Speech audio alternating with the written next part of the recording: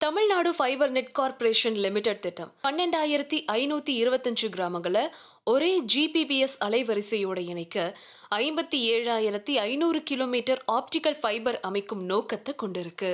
தமிழக தகவல் தொழில்நுட்பம் மற்றும் டிஜிட்டல் சேவைகள் துறை அமைச்சர் பழனிவேல் தியாகராஜன் கூடிய சீக்கிரத்திலேயே மாநிலம் முழுசும் இருக்கிற வீடுகள் மாதம் ரூபாய்க்கு 100 Mbps வேகத்துல அதிவேக இணையத்தை அணுக முடியும் அப்படின்னு அறிவிச்சிருக்கிறாரு. சட்டமன்றத்தில் வெளியிடப்பட்ட இந்த அறிவிப்பு தமிழ்நாட்டின் பரந்த டிஜிட்டல் உருமாற்ற முயற்சியில ஒரு முக்கிய படின்னு சொல்லலாம்.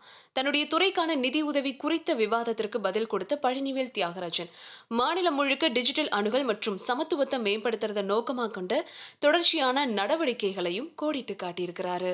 நகர்ப்புற மற்றும் கிராமப்புறங்களுக்கு இடையிலான டிஜிட்டல் இடைவெளியை குறைக்கிற அரசாங்கத்தின் முயற்சிகளின் ஒரு பகுதியா தமிழ்நாடு மின்னணு கழகம் மூலமா 10 லட்சம் கல்லூரி மாணவர்கள் இலவச மடிக்கணினிகள் அல்லது லேப்டாப்புகளை பெறுவாங்க அப்படின்னு தெரிவிச்சிருந்தாரு. அடுத்த 2 வருஷங்கள்ல 20 லட்சம் மாணவர்களுக்கு சாதனங்களை விநியோகிக்க 2025 to 26 வருஷத்துக்கான 2000 கோடி பட்ஜெட் ஒதுக்கப்பட்டிருக்கு. இந்த முயற்சி கிராமப்புற மாணவர்களுக்கு டிஜிட்டல் கருவிகள் மற்றும் கற்றல் வளங்களை சமமா அணுகிறத நோக்கமா கொண்டிருக்கிறதாவும் சொல்லியிருக்காரு. கூடுதலா 260க்கும் மேற்பட்ட அரசு சேவைகளை வாட்ஸ்அப் மூலமா ரொம்ப எளிதா அணுகக்கூடியதா மாற்று அரசாங்கம் செயல்பட்டு வருது.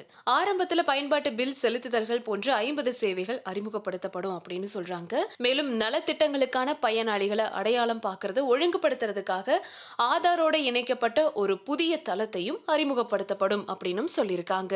இந்த திட்டம் தமிழ்நாட்டுல வெற்றிகரமா செயல்படுத்தப்படும் பட்சத்துல தொலைத்தொடர்பு துறையில முன்னணியில் இருக்கிற ஏர்டெல், ஜியோ, விஐ போன்ற நிறுவனங்கள் மிகப்பெரிய இழப்பை சந்திக்க நேரிடும் அப்படின்னு சொல்லப்படுது. இந்த திட்டம் செயல்பாட்டுக்கு வந்ததும் பொதுமக்கள் இணையதள வசதியை தமிழக அரசு கிட்ட பெற்றுக்கொண்டு கால் வசதிக்காக மட்டும் தொலைத்தொடர்பு நிறுவனங்களின் சேவைகளை பயன்படுத்துவாங்கன்னு எதிர்பார்க்கப்படுது.